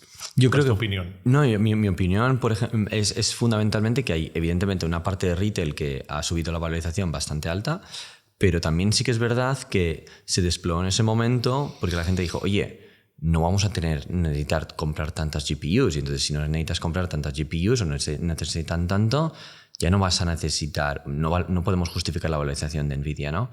Cuando realmente analizas lo que ha pasado hoy, para mí es una empresa pequeña ha dicho, oye, puedo entrenar modelos muchísimo más baratos, no obstante, voy a seguir necesitando infraestructura, pero a grandes cantidades. Y uno de los problemas que han tenido DeepSeek en las últimas 3 semanas o desde que lanzaron ha sido que se les caían los servidores continuamente. Claro. Y no tenían la infraestructura para dar servicio a todo el mundo. Y que dijeron, oye, pues vamos a cerrar y nuevos usuarios lo limitamos a la China, lo limitamos a tal. ¿Por qué? Porque sigues necesitando esa infraestructura. ¿Quién te proporciona esa infraestructura? A día de hoy, Nvidia es el único. Entonces, si el único que te proporciona la infraestructura para montar calles, para generar el asfalto, para poner el asfalto y que los coches vayan, es una única empresa, ¿está sobrevalorada o no? A día de hoy yo no creo que esté sobrevalorada. ¿Por qué? Porque no hay ninguna otra que te esté dando la misma calidad y que la gente quiera utilizar, ¿no? O que te sirva para la infraestructura nueva que se está montando. Evidentemente, en 18 meses, en 12 meses, en 24 meses, probablemente veremos un cambio, ¿no? Amazon lleva años trabajando, lleva un par de años ya trabajando en sus propios chips. Intel, pues bueno, ahí están, han dejado un pelín de invertir, pero bueno, seguramente Apple sacará sus propios chips. Incluso bueno, OpenAI, ¿no? Podría sacar sus propios chips. OpenAI, Oracle, lleva diciendo tiempo que sí, tal, ¿no? Al final, pues habrá diferentes variedades en el mercado y pues los modelos podrán utilizar una u otra, ¿no? Sí, lo que a mí también siempre me hace mucha gracia es que cuando hablas de Nvidia, cuando esto llegue, veremos dónde está Nvidia ya, ¿no? Porque ellos no están parados hasta que la competencia les coja, con lo cual también hay que ver cómo avanzan ellos. Desde luego, si se duermen, mueren porque este mercado va muy deprisa, pero es que no están durmiendo, es que Nvidia no para de sacar cosas cada vez más increíbles y con lo cual yo también le auguro un muy buen futuro. Yo tengo la teoría de que probablemente Nvidia y todo lo que circula inteligencia artificial es una burbuja, pero que está lejos de ser una burbuja a punto de estallar, que estamos en una fase muy inicial y que probablemente el precio por acción de cuando realmente es una burbuja, como fue Cisco en su momento, esté más en los 300 que en los 150 y que probablemente ahí sí que haya una parte de hype y cuando veamos el uso, que Microsoft está haciendo un muy buen trabajo en bajar el uso a las empresas y que vean el retorno inmediato, Copilot Chat y toda la movida, creo que llegará a un punto en que sí que creo que va a ser una burbuja y creo que claramente muestra signos de ello, pero que está lejos de estallar para para mí, es mi opinión también. Sí. Yo tengo parte de interés en ello porque invierto en Nvidia, pero me da la sensación de que es esa. Igual me equivoco y mañana se va toda la mierda, ¿no? Pero la realidad es que me da la sensación de que la gente aún no ha hecho, va en línea con lo que hemos hablado antes, ¿no? La gente aún no es consciente de lo que supone la infraestructura de inteligencia artificial y, por lo tanto, no está valorando bien el tamaño de la burbuja que va a tener, ¿no? Y con lo cual me da la sensación de que aún le queda mucho aire por entrar antes de que esto reviente. Y yo lo veo, por ejemplo, en nosotros en Eleven Labs, ¿no? Cuando llevo la parte de go-to-market y al final tengo equipos que se centran en una parte a lo mejor de ventas para pura enterprise, ¿no? Pues ya sea un Telefónica, ya sea un Deutsche Telekom, ya sea empresas muy grandes, ¿no? Y tengo equipos que se centran en SMBs y mid-market, ¿no? Y al final el campo de batalla a día de hoy, todo el mundo está muy centrado en nuestros competidores, pues OpenAI, Google, Amazon y Microsoft se centran en ese pura enterprise, ¿no? Es decir, oye, pues estas empresas que gastan muchísimo dinero en sus plataformas. Pero para mí, la gran transición es decir, en algún momento estas pure enterprises estamos todos bateando por las mismas, pero donde el mercado realmente interesante está es el long tail. Claro. En las SMBs, es el mid-market. Esas empresas que tienen 100 trabajadores, que tienen 50 trabajadores, que tienen 25 trabajadores, que tienen 10 trabajadores, que es el long tail, que es realmente el que da sustento a la economía de un país. Cuando estas empresas empiezan a utilizar inteligencia artificial a escala, pues ya sea lo que tú quieras, cualquier LLM, ya sea cualquier agente, ya sea lo que quieras, voces, no voces, veremos una necesidad mucho más grande de data centers, claro, pero que también es transitorio. Entonces, ¿invertiría yo en data centers? No. ¿Invertiría en infraestructura? ¿En Nvidia? Sí. Llevo un montón de años invirtiendo en Nvidia y yo creo que no hemos tocado techo aún, ¿no? Pero sí es que es verdad que pues, personalmente no metería 50.000 millones para montar 10 data centers, porque creo que va a ser una commodity y como commodity te vas a quedar con el dinero. Sacarle dinero, ¿no? Claro. Oye, vamos a hacer un poco de servicio público aquí, ¿vale? Evidentemente habrá mucha gente que tiene una idea o que se le ha ocurrido hacer algo gracias a inteligencia artificial. ¿Cuál es el camino de un founder de una startup para poder intentar tener éxito? Es decir, ¿qué es lo primero que le recomendarías que hiciese? Yo le diría a todo el mundo que a día de hoy puedes montar un producto, un MVP, sencillísimamente en cuestión de días SaaS y validarlo. Valídalo antes de hablar con nadie, con inversores y tal. Valídalo. Consigue clientes que te paguen por ello, ¿no? O que no te paguen. Vale. Llama, ponte en contacto a través de LinkedIn, lo que tú quieras, pica puertas. Valida que la idea que tú tienes y lo que estás montando, el concepto que estás montando, es una cosa que realmente tiene utilidad en el mercado, ¿no? Y que hay gente que estaría dispuesto no a pagarte, sino a darle una ojeada. A usarlo, al menos. Vale. Darle una ojeada. Si esto te funciona, buscando una persona que sea más técnica y sé tú un par de personas. Montar una empresa solo es muy complicado, ¿no? Porque al final pues tienes... es una montaña rusa. Tienes subidas y bajadas, momentos que dices nos conquistamos el mundo y tienes momentos que dices cerramos mañana, ¿no? Y entonces tienes que gestionar estas emociones. Un co-founder es ideal, ¿no? Y una vez tengas alguna cosilla, oye, pues intenta hacer un pitch a investors. Intenta hacer un pitch. Pero ya no solo antes de investors, hazle un pitch a tus amigos. Hazles un pitch a tu mujer, a tu marido, a tus familiares. ¿Qué piensan? Que seguramente lo que piensen te tiene que dar igual. Totalmente igual, ¿no? Pero al menos te ayudará a mejorar ese pitch, ¿no? Y con eso puedes irte a otras personas que te den otras opiniones. ¿En qué momento crees que es el momento de buscar inversores? Es decir, tú tiras de tu propia inversión o de bootstrap y a partir de ahí llegas a un punto en el que, bueno, puedes seguir con lo que estás haciendo. Muchas empresas nos hemos quedado 100% bootstrap y las limitaciones del propio bootstrap a veces te limitan el potencial de crecimiento. Claro. Evidentemente, si te sueltan ahí de repente 5 kilos, pues tienes unas potenciales de hacer cosas que no podrías hacer de una forma directa por tu propio capital, ¿no? ¿En qué momento crees que el founder tiene que renunciar a parte del equity para pasar a contar con esa capacidad? Es que yo creo que la mayoría de empresas que se montan no tendrían que levantar dinero nunca. Vale. Y eso va en contra, me tiro piedras a mí mismo, pero es que es la realidad. Es que yo creo que si uno puede bootstrap lo máximo posible, te vas a ahorrar una de problemas, una de dolores de cabeza brutales, porque en el momento en que tú levantas dinero de un inversor, pues tienes un board, aunque sea informal. Tienes que reportarles unos números, tienes que demostrarles que estás aumentando y mejorando cada mes. Tienes que responder ante alguien. Claro, mientras no tengas en ese inversor o ese conjunto de inversores, eres tú. Haces lo que te apetezca continuamente, ¿no? Entonces, para mí, esa es la gran diferencia. ¿Tendrías que levantar o tendrías que no levantar? ¿Quieres realmente meterte en ese tinglao totalmente para tener que reportar y tener una presión extra? ¿O no quieres? Y la mayoría de gente no tendría que hacerlo. Si tú decides que sí y has verificado que la idea que tienes es buena, que hay gente que estaría dispuesto a utilizarla, por ejemplo, sin pagar, te da igual, ¿no? Bueno, pues, y técnicamente tienes un co-founder técnico, tienes una idea más o menos, ponte en contacto con algunos angels, ¿no? Ponte en contacto con algunos fondos de pre-seed que tienen una idea que te den un feedback. Que se pueden equivocar totalmente, y la mayoría se equivocan siempre, ¿no? Pero al menos te genera una dinámica de iterar en el producto, iterar en la idea, cómo vas a hablar de tu propio producto o de tu propio SaaS. Eso es fundamental, porque si no iteras en todo esto, ¿cómo evolucionas? ¿No? Claro.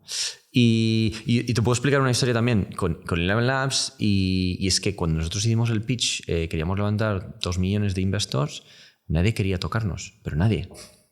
Y a día de hoy se matan todos por entrar, claro. Pero nadie. Todo el mundo nos decía...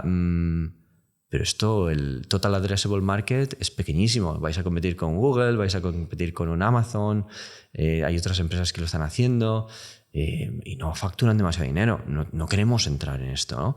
Incluso Y Combinator, el famoso Y Combinator, que es la meca de montar empresas y aceleradores, nos dijo, os aceptamos en Y Combinator con la única condición que hagáis un pivot, que dejéis de hacer voces y hagáis otra cosa diferente. Y entonces dijimos, pues a tomar por culo no queremos, claro. No nos apetece, nosotros queremos hacer esto porque creemos que tenemos una visión de lo que el futuro puede ser, ¿no? Y fuimos a por ello. Pero incluso teniendo una visión, incluso teniendo gente muy inteligente en el equipo, o un co-founder muy técnico, o que todo el mundo te dé muy buenas ideas y te ayude, va a ser difícil levantar dinero. Y entonces, ¿estás dispuesto a pasar por ese trance de tener que levantar el dinero, tener que reportar después, pero sobre todo ir los meses que va a ser si no, si puedo levantar 1 millón o puedo levantar medio millón, si puedo levantar 25 millones, a lo mejor no te compensa, ¿no? Y tiene un impacto en tu familia, tiene un impacto en tu pareja, tiene un impacto absolutamente en tu vida personal, ¿no? Entonces, por eso yo creo que la mayoría de gente no tenía que levantar nunca dinero. Pero realmente puedes ser competitivo sin levantar dinero, porque sí. Prácticamente hay muy pocas grandes empresas. Un FreePick. FreePick, famosísimo ejemplo español, que son unos mega cracks. A mí me encantan los fundadores. Y facturan una burrada, fully bootstrapped. El momento en que levantaron algo de dinero fue porque uno de los fundadores quería irse de la empresa y le hicieron el buyout. Y entonces, para hacerle el buyout, cogieron dinero de un private equity. Y ya está, ¿no? Pues que tienes un montón. Y a día de hoy tienes startups que han crecido una burrada y que no han levantado. Midjourney es otro ejemplo. Sí, una empresa que factura 200 millones anuales, que han crecido en un periodo de 3-4 años. 20 millones de usuarios, ¿no? Y que no han levantado dinero nunca. Ni un puto duro. Y no quieren. Y no son muchos, son 150 tíos, ¿no? Creo. Son poquísimos.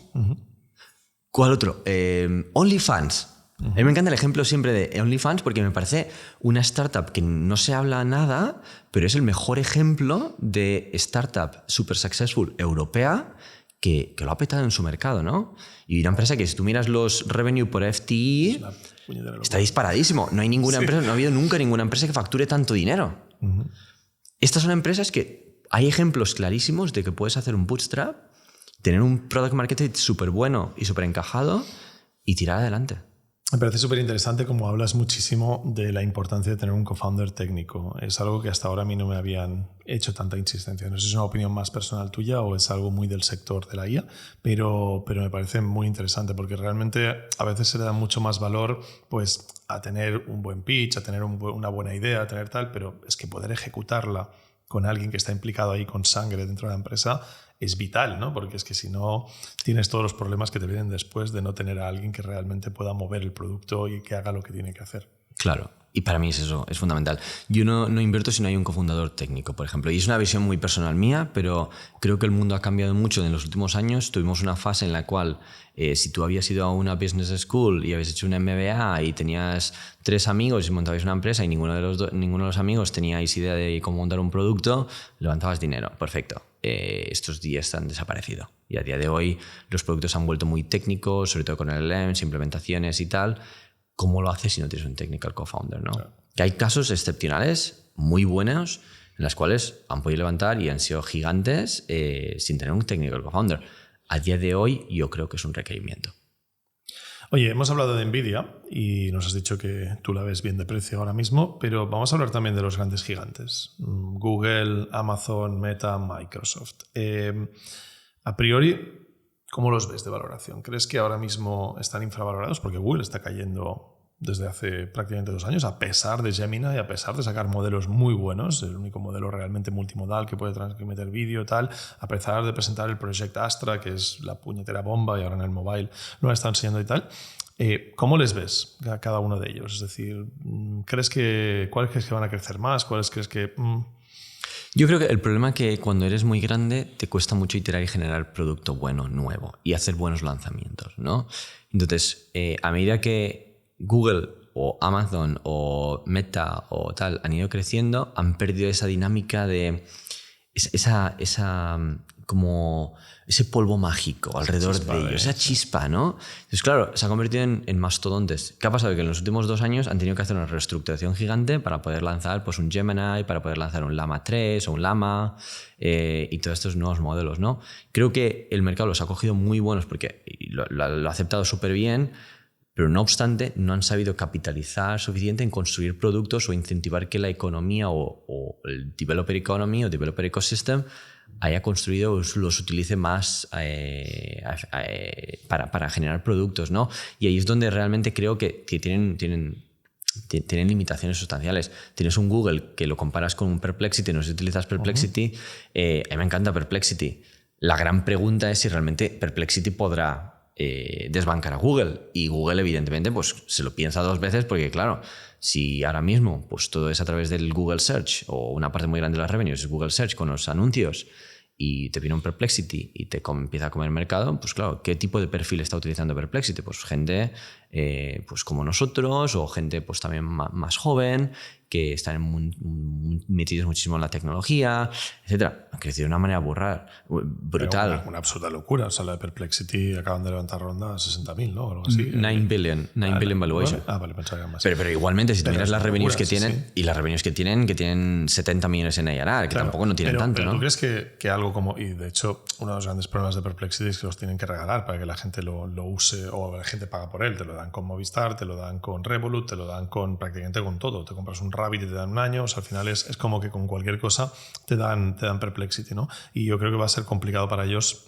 pasar a que esos clientes que han entrado gratis acaben pagándolo, ¿no? Pero ¿realmente tú crees que Google... O sea, no es un mosquito contra un elefante, que no hay remota posibilidad, porque entiendo que para un Google, en cualquier momento, si ve que esto se pone feo, compras Perplexity y te toma por culo, ¿no? Porque es que al final... No, claro, evidentemente, pero en ese momento a lo mejor Perplexity no está disponible o no quiere venderse. no quiere Y es venderse. la misma situación con con un Instagram en su momento luchando contra un Facebook. Nos acordamos todos que todo el mundo utilizaba Facebook, empezó a aparecer Instagram, eran los mosquitos y Instagram es más grande que Facebook ahora mismo, ¿no? O un TikTok. Un TikTok totalmente. ¿No? Entonces yo creo que hay cambios muy fuertes que pueden pasar inmediatamente si tienes un conjunto de usuarios que son muy leales. Y Perplexity lo ha hecho muy bien atacando un porcentaje de la población bastante joven, menor de 30 a 35 años, 40 años inferior, en la cual los convierte muy leales. Y oye, te doy acceso a la aplicación gratis a Perplexity Pro durante los próximos 12 meses y ojalá decidas renovar y tal. Confianzas, claro. Seguramente muchísima de esta gente, el 95%, 97% de esta gente no va a renovar su suscripción y pasarán a ser otra vez gratis.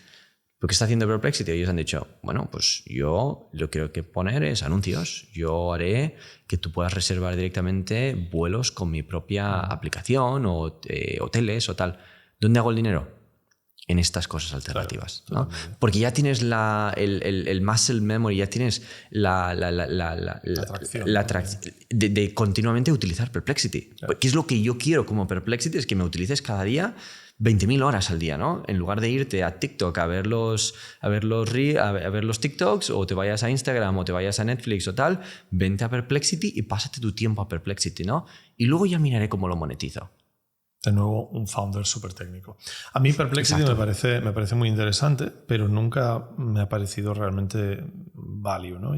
Es decir, yo creo que está en ese punto intermedio del power user del LLMs, que no necesita Perplexity, porque puedes hacer prácticamente lo mismo con ChatGPT o con Gemini, a ese usuario que tontea con ChatGPT, pero Perplexity le hace las cosas más fáciles, sobre todo cuando tiene que buscar. Entonces, es ese punto intermedio donde quizá para mí no me parece tan interesante, pero sí que puedo ver un gran potencial en que mucha gente lo empiece a utilizar, pero siempre me da la sensación de que pues me sabe mal, pero vais a durar tanto como Google quiera que duréis, ¿no? Y eso es un poco esa sensación que me da a mí muchas veces Perplexity, y que a la vez tengo parecida con Midjourney, porque al final Midjourney me parece una empresa tremendamente increíble que lo ha hecho muy bien, pero al final cuando lo pones en el gran esquema de las cosas y que de repente a Meta le dé por hacer un generador de imágenes, no veo cómo Midjourney va a poder retener el talento, va a poder retener el know-how, como ha pasado con algunas de, por ejemplo, la IA de Mustafa Suleyman, cuando Microsoft directamente se la llevó por delante, o como pasó con DeepMind, con Google en su momento, ¿no? Entonces, que eso no tiene por qué ser malo, o sea, que Perplexity le compre Google es probablemente de las mejores cosas que le pueden pasar a este hombre, pero la realidad es que es difícil ver en un escenario donde hay gente tan grande, las 3 trillonestas, que realmente los jugadores, las startups, tengan alguna remota posibilidad de comer mercado. Pero es cierto que lo hemos visto con las redes sociales. Y yo creo que sí, porque si tú miras, por ejemplo, en el fondo estamos hablando de defensibility, ¿no? El fondo es decir, que es la pregunta que nuestros inversores, cuando levantábamos ronda en noviembre, en octubre o noviembre, y lo anunciamos en enero, nos decían, oye, todas las preguntas eran defensibility. ¿Cómo seguir siendo relevantes dentro de 24 meses? Si hay open source models, si OpenAI se ha sacado otro modelo no sé cuánto, si Google tal, etcétera, ¿no? Porque esta gente tiene muchísimo más dinero que vosotros. Para mí, yo siempre lo he visto una parte, y lo comparo con un Instagram, ¿no? Instagram salió y tenían competidores gigantes, o un Facebook en su momento salió y tenían pues un MySpace, que todo el mundo lo utilizaba. ¿Qué construyeron? Una comunidad de gente que les gustaba muchísimo ese producto. Empezaron a construir capas de aplicaciones, de developer ecosystems, monetization, etc. Empezaron a montar esas capas. ¿Y qué pasó? Que llegó un punto en que la gente no se iba. Yo creo que está pasando exactamente lo mismo. Y es la manera de montar una buena empresa que no dure 3 años, 5 años, 10 años, sino que dure generaciones, ¿no? Claro. Y es lo que hizo Google en su momento, con el tema del Search Engine y Android y tal. Es lo mismo que ha hecho todos los otros grandes. Lo que estamos viendo es que el proceso está acelerando de una manera bestial con la nueva generación de startups que empezaron hace 3 años, 4 años, o con una OpenAI, ¿no? Y aquí es donde realmente podemos competir. Un Perplexity para mí es ese network effect que tienen de yo lo empiezo a utilizar continuamente y o día de hoy no pago, pero es que mañana tampoco voy a pagar y dentro de 2 años tampoco voy a pagar, pero lo utilizo para tantas cosas porque es muy fácil que al final se convierte en mi asistente personal. Claro, y como es mi asistente personal, ya está. Ese es el gran mercado que se abre ahora, el del asistente personal. Es decir, ¿quién va a ser tu asistente? Porque hasta ahora era Siri o Alexa y tenías ahí Google haciendo un poco el tonto, pero ahora se convierte en que tienes Perplexity, OpenAI, Gemini, Copilot, Llama, o cuál va a ser, ¿no? A mí me da la sensación que Meta lo ha pillado un poco mal porque están apostando más por tener múltiples asistentes que no uno solo que centralice, pero sí que todos los demás parece que vamos hacia un camino en que tendrás que elegir quién es tu asistente personal, y ese asistente personal va a ser el que se lleve la mayor parte de usuarios, va a ganar la partida, porque al final hablamos de que desde ese asistente personal, o sea, tú le dirás a tu asistente personal, oye, me tengo que cambiar el coche, y ella se espabilará de conseguirte coche y probablemente comisionará a la empresa por el coche que te venda. Ahí está. Con lo cual, a partir de ahí, tener asistente personal abre la puerta a que yo todo lo que haga, bueno, un poco el modelo Amazon, ¿no? Que todo lo que yo compre sea gastándomelo dentro de Amazon, desde los pañales del crío hasta el ordenador nuevo, ¿no? Entonces, a partir de ahí es capitalizar en tu atención porque te lo ponen fácil, no porque como la red social venda tu atención, sino porque simplemente dicen, oye, te lo quiero poner tan fácil todo en que todo tu dinero que te gastes te lo gastes a través mío, y a partir de ahí yo ya me ocuparé de ganarme la vida gracias a gestionar a quién le compras, ¿no? Entonces yo creo que ahí hay un mercado enorme, y una de las cosas que yo creo que mejor ha hecho OpenAI en pro de esto, que es el que más difícil lo tiene, porque no tiene toda la infraestructura de asistencia personal que tiene Google, por ejemplo, pero una de las mejores cosas fue habilitar la memoria pronto, porque creo que es uno de los puntos en los que nos vamos a acostumbrar a utilizar esto, y que haya un peaje de salida por pasarme a Gemini va a evitar que yo me vaya a Gemini, por mucho que tengan un mejor modelo al final, porque es que ChatGPT ya me conoce. Claro. Es que ChatGPT sabe quién es mi hija, que tiene alergia a no sé qué, que le gusta no sé cuántos. Y entonces, si yo tengo que transferir toda esa información a Gemini, igual me lleva otro año de interacción. Entonces, hasta que llega un punto en que legalmente nos permitan la portabilidad de esa memoria, que probablemente no sea algo descabellado, creo que ahí tiene una ventaja competitiva el que primero sale con la memoria. Y por eso me extraña que Google aún no haya profundizado en eso, o Meta, que es el rey de los datos, ¿no? ¿Cuál de las 4 así grandes ves mejor posicionada para el futuro? Te voy a dar una respuesta poco política. Venga. ¿Vale? Yo creo que todas las 4 grandes van a acabar dominándolo y se van a repartir el pastel. Y la razón es que desde un punto de vista político, sobre todo en la Unión Europea, no estamos haciendo suficiente para ayudar al pequeño. Uh-huh. La regulación, yo estoy de acuerdo con regulaciones. Me encantan. Creo que tienes que hacerlo para que todo el mundo juegue con las mismas cartas. Pero está orientado a que los grandes sigan siendo muy grandes. Uh-huh. Y que los pequeños sea muy complicado ser grandes. Entonces, si tú tienes una regulación que no incentiva a que los pequeños sigan innovando y sigan avanzando de una manera muy rápida, ¿qué acaba pasando? Que vienen los grandes, tardarán un año, pero como tienen tanta distribución y tienen tanto, te van a comer, ¿no? Y ese es el cambio que a mí me molesta sobre todo, y por eso no creo que uno de ellos se vaya a convertir en más grande que otro, se vaya a dominar el cotarro, porque al final está hecho para que se repartan el pastel. Uh-huh. Mientras que lo ideal sería que vinieran otras empresas que son muchísimo más innovadoras y pudieran repartirse el pastel de todos ellos, ¿no? Claro. Pero está ya como la partida trucada, ¿no? Ya está la partida trucada. Están las cartas marcadas. Está la partida trucada, ¿no? A16Z son inversores nuestros, pero ellos siempre hablan de small tech, ¿no? Es big tech y small tech. Big tech son los grandes, ¿no? Pues el Amazon, el Google y toda esta gente. Small tech son las empresas que ellos invierten. Evidentemente ahí están biased de su propio portfolio, ¿no? Claro. Pero el concepto para mí es muy interesante, me parece totalmente acertado. Si tú quieres un big tech, tiene que haber pasado antes un small tech. Si lo que ahora estamos poniendo los palos en las ruedas para ese small tech que tenga que hacer muchísimas cosas porque la cagamos en su momento con el tema de content moderation para las social media platforms y ahora hemos metido la AI Act, ¿qué tal? Y que nos pone a todos palos en las ruedas, pues desafortunadamente a lo mejor nos lo hemos mirado mal todo esto, ¿no? Y yo creo que hay una cosa interesante que podemos hacer los gobiernos, se pueden hacer desde los gobiernos para ver cómo suavizamos todas esas cosas. Que no quiere decir que no tenga que existir esta regulación, que me parece bien, pero cómo ayudamos a no matar la innovación. Y yo creo que Francia, por ejemplo, con Mistral o con Edge, que se ha convertido como los AI darlings del gobierno, lo está haciendo bastante bien. En Alemania tienes un Black Forest Labs ahora mismo, totalmente. Creciendo una burrada con un Flux Model y con la nueva versión de vídeo que van a lanzar pronto. Es espectacular y los conozco muy bien, ¿no? ¿Cómo lo hacemos? ¿Cómo ayudamos al ecosistema a que evolucione? Porque incluso antes que decíamos el 90% de las startups van a desaparecer, y eso hay ciclos, ese 90% que existe te paga unos sueldos, te paga unos impuestos.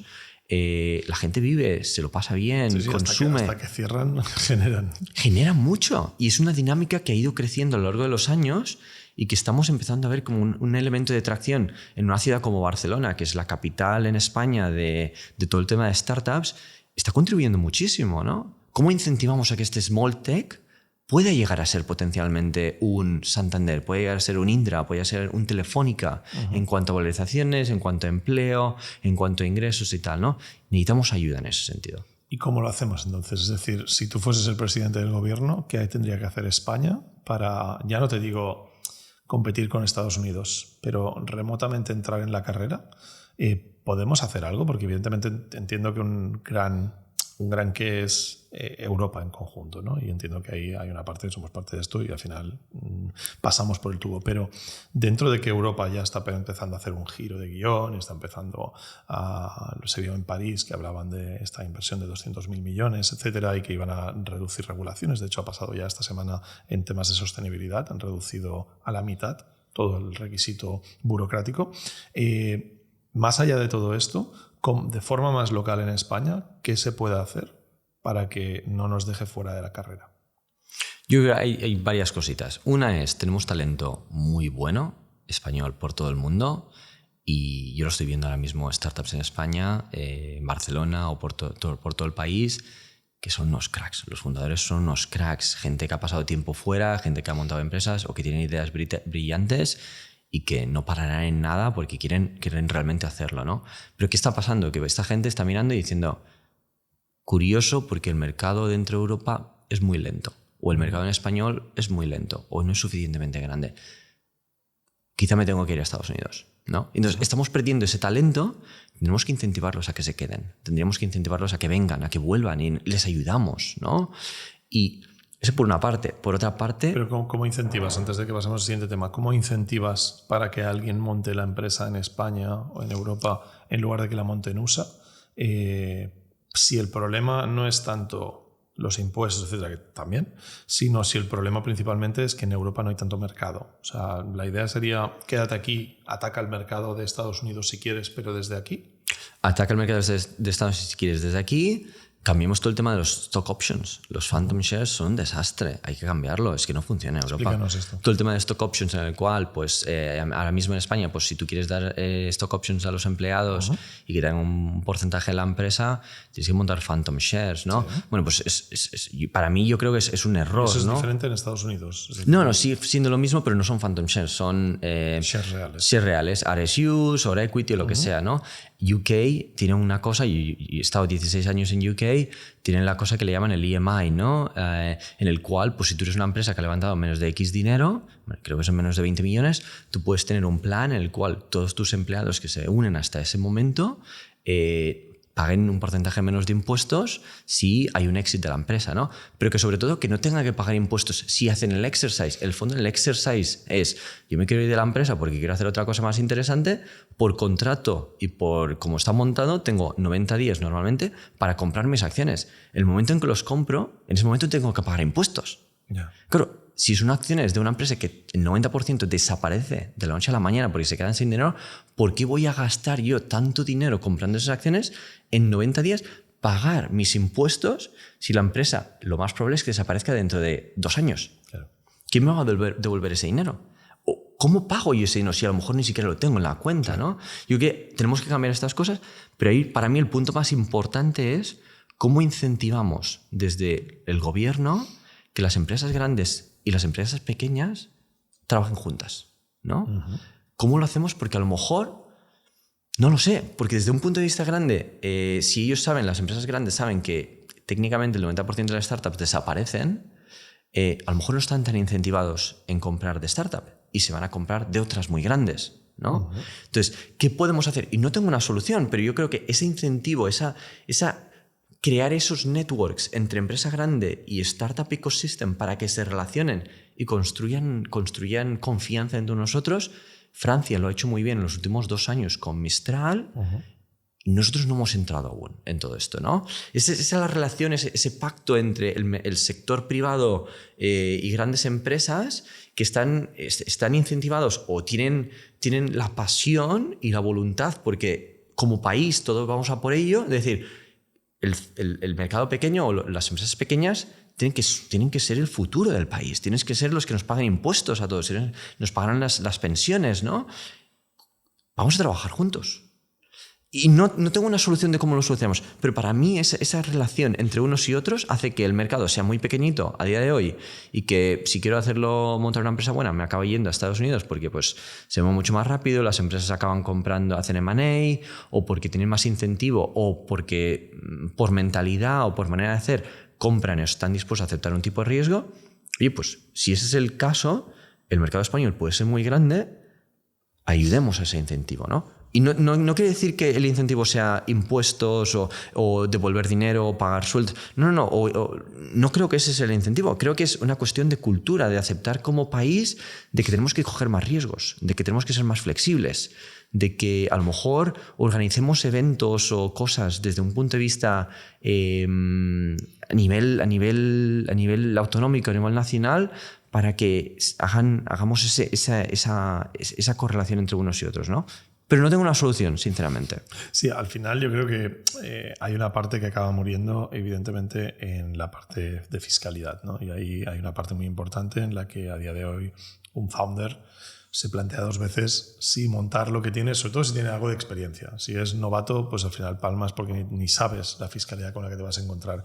Pero si tienes algo de experiencia, dices, joder, es que si empiezo esto aquí o lo empiezo allí, igual cambia mucho la peli dentro de un par de años, ¿no? Y entonces, con todos los exit tasks y todas las movidas que hay, es difícil a medio camino luego irte. Con lo cual, yo creo que ahí también hay una parte que hay que revisarlo. O sea, queremos buscar el éxito, que además es que los primeros años de un founder, los impuestos que genera son realmente ridículos, pero el cambio es pónselo fácil para que pueda crecer, ¿no? O sea, no le pongas palos en la rueda, sino al contrario también en esa parte. Pero bueno, ahí yo creo que nos vamos a dar cuenta antes o después, porque al final la gente se está yendo. No, claro, y al final si una empresa lo hace muy bien, acabará pagando los impuestos aquí. ¿Por qué quiero que esa empresa se vaya a Delaware o se vaya a Estados Unidos y me pague los impuestos allí en algún momento? No, yo creo que los pague aquí, ¿no? Bueno, es un conjunto de cosillas. Totalmente. Y si podemos hacer alguna cosa desde un punto de vista del gobierno, pues tendríamos que hacerlo. Al final, ¿no? Damos incentivos a determinadas industrias o que funcionan mejor o que funcionan peor. Y cuánto dinero se gastó la Generalitat en toda la parte de Martorell, que no quiero decir, no juzgo si era bueno, se tenía que hacer o no se tenía que hacer, ¿no? Para incentivar la producción de coches, que me parece muy bien, genera muchísimo trabajo, se tiene que seguir haciendo. Pero ¿por qué no hacemos estas mismas cosas también en el sector tecnológico de IA, ¿no? Cuando tenemos gente muy buena y es el futuro nuestro, ¿no? No lo Habrá sé. que verlo. Oye, vamos a volver a Eleven Labs porque hay un tema que no quiero dejar pasar la oportunidad teniendo a alguien de los directivos de Eleven.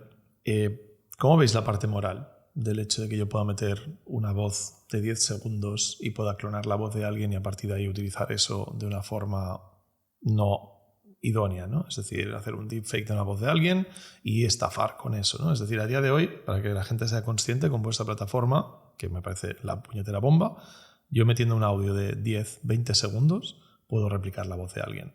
Y hay pocos filtros, tengamos que ser honestos aquí. Por ejemplo, en otras plataformas como Heygen te piden un mensaje, te lo puedes saltar muy fácilmente, pero te piden un mensajito de la persona que estás grabando como que admite que se haga su clon y tal.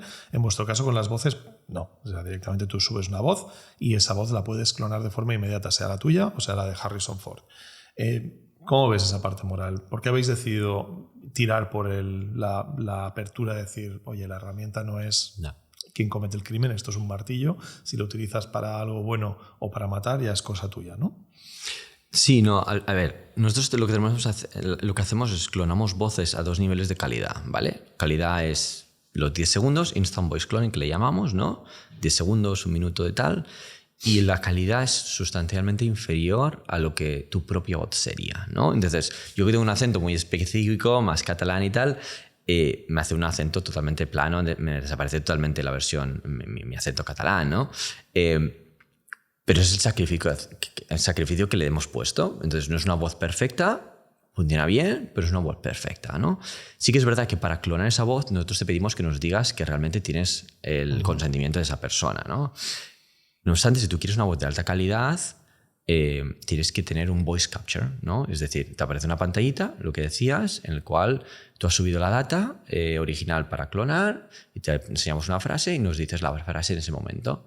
Nosotros comparamos frase que nos estás diciendo con la data original y decimos, encaja, te dejamos clonar. No encaja, error. No puede ser. Admitir que eso nos ha supuesto problemas internamente a veces, porque el freno es jodido, es decir, claro, está puesto en un punto en que, coño, yo le hablo y como he hablado la grabación que he metido con un micrófono en estudio y luego lo hago en la webcam del portátil para hacer la clonación, me limita, pero luego también nos encontramos que cuando queremos utilizarla para alguien que nos ha literalmente dado derecho para hacerlo, no podemos hacerlo porque no le tenemos presencialmente para pasar ese filtro. Claro. Entonces al final nos encontramos, desde el punto de vista práctico, utilizando instant cloning la mayor parte de las veces, pues que es jodidamente bueno. O sea, tú dirás que el otro es mejor, pero realmente es que instant cloning, en términos generales, es muy bueno. Y a mí me alucina increíblemente porque precisamente uno de los puntos es que un deepfake sea creíble. Si no lo es, no hay ningún problema. Si hay una canibalidad ahí, cero problema, ¿no? Y donde nosotros vemos donde está realmente muy logrado es en voice to voice. O sea, lo que hace mi equipo a día de hoy cuando tenemos que hacer una cuña publicitaria o algo, y en este mismo podcast habrá salido algún anuncio que está hecho con Eleven Labs. Y lo que hacen ellos es, tienen mi instant voice clonado, y luego, pues Cristian o Ferran o quien sea del equipo hace un voice to voice. Lo leen ellos cómo lo entonarían y eso se mete con mi voz. Y ahí es increíble, o sea, incluso con el instant cloning, ¿vale? Entonces, yo quiero ser honesto aquí también porque la realidad es que esto, o sea, para mí me da la sensación, y no solo evidentemente es un tema de Eleven Labs, hay muchos modelos open source, hay muchas opciones en el mercado, con lo cual tampoco quiero descargar responsabilidad en vosotros, pero sí que me interesa ver cuál es el acercamiento desde el punto de vista de compañía, porque estoy seguro que esa conversación la habéis tenido. Sí, no, y es una conversación que continuamente tenemos, ¿no? Juntamente ayer teníamos la reunión que hacemos cada 2 semanas del equipo de directivo, y es uno de los temas que hablamos continuamente, lo tenemos siempre allí, ¿no? Lo atacamos en diferentes maneras. La primera es, tenemos una cantidad bastante importante de gente que se dedica a safety and moderation, ¿no? Entonces, todo el contenido que se genera que no es enterprise, lo pasamos por algoritmos que tenemos desarrollados propios y tenemos una cantidad bastante importante de gente que se dedica a ver si hay alguna cosa que potencialmente sea dañina, puede ser ataques a otras personas, puede ser 1000 cosillas, ¿no? Es una parte. La segunda es lo que hemos montado toda la parte de no-go voices, que le llamamos. Es decir, si eres un Taylor Swift o eres un Harrison Ford o eres un Donald Trump o eres un político top de cada uno de los países, no podrás clonar esa voz. No te vamos a dejar porque automáticamente decimos, oye, no tienes el permiso.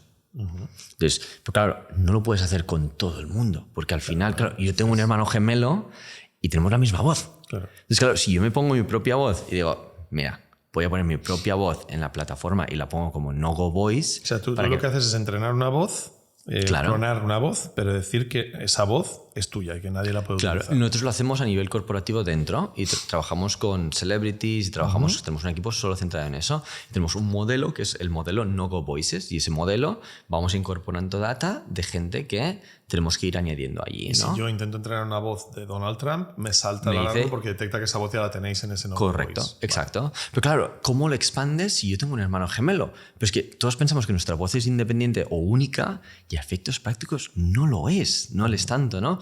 Todos tenemos un número de cuerdas vocales definidos, hemos crecido en un área urbana la mayoría de nosotros, tenemos acentos parecidos. Lo que no sabemos es que si tuviéramos 200.000 amigos nos daríamos cuenta que compartimos la misma voz con varios amigos, ¿no? Pero claro, no los tenemos, entonces no lo sabemos en sí, ¿no? Entonces, ¿cómo lo haces para que puedas moderarlo continuamente? Es que es complicadísimo, ¿no? Entonces, bueno, tenemos la parte de No-Go Voices y la tercera pata de todo esto es lo que le llamamos AI Speech Classifier, ¿no? Es decir, todo lo que genera nuestra tecnología, tú puedes tracearlo, puedes virar a nuestra web y decir, subirlo, un contenido, y chequeas si lo ha creado Eleven Labs o no. Eso es lo que llamaríamos un detector de inteligencia artificial. Sí.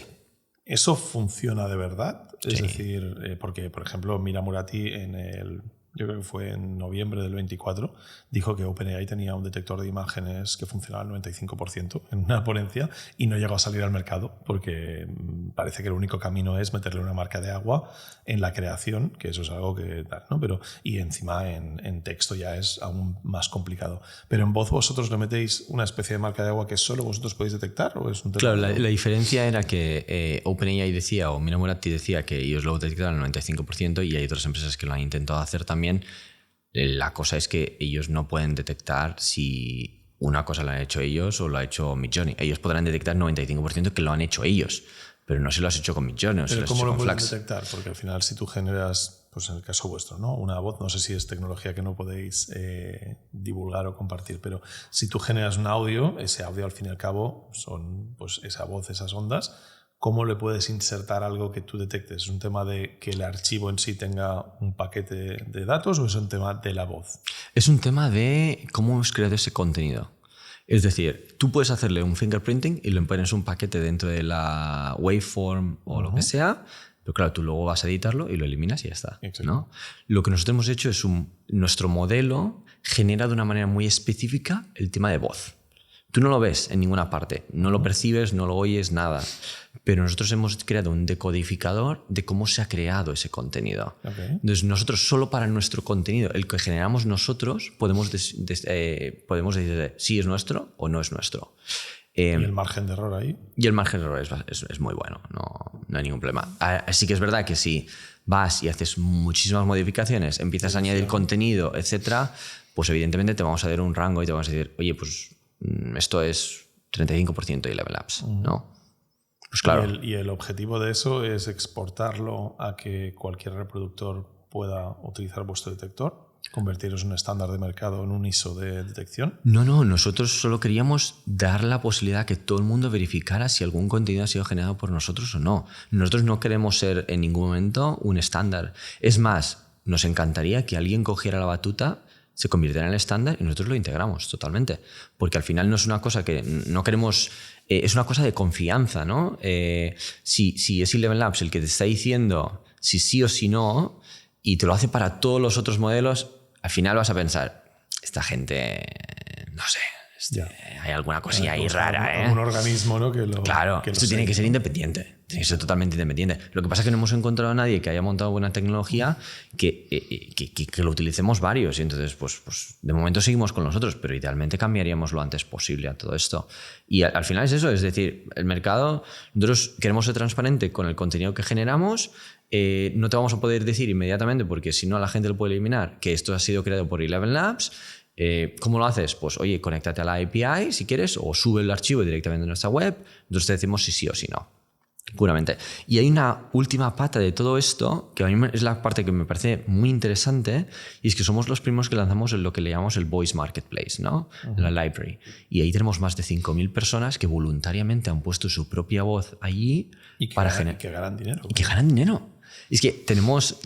La primera persona que gana, o la que le pagamos más, pagamos millones en royalties o en revenues a la gente.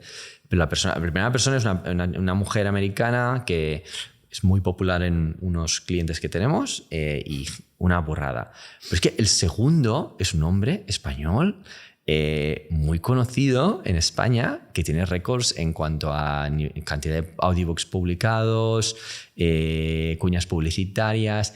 Me encanta y nos llevamos súper bien y él factura una burrada de dinero. Y su y mira que siempre ha sido, es espectacular, porque siempre ha sido voluntad de probar nuevas cosas, ¿no? Porque, claro, él tenía sus dudas en su momento, hace más de un año, que me preguntaba, ¿y si se me come todo el negocio? Claro.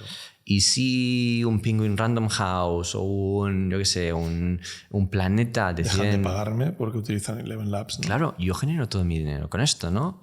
Y al final, pues bueno, lo fue pensando, lo hablamos un montón y dije, mira, ¿sabes qué? Yo creo que esto es el futuro, Claro, al final le voy a dar caña. Al final es darse cuenta de que van a sustituir esa voz por una voz de Eleven Labs. Ahora tú decides si quieres que sea la tuya y te llevas parte del pastel, o sea la de otro y pierdas las dos cosas, ¿no? Que al final entiendo que esa es la otra.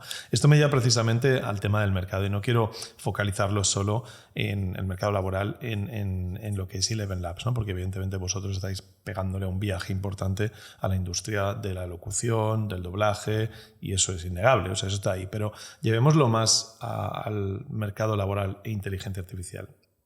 ¿Crees que la inteligencia artificial va a reducir el número de empleos humanos?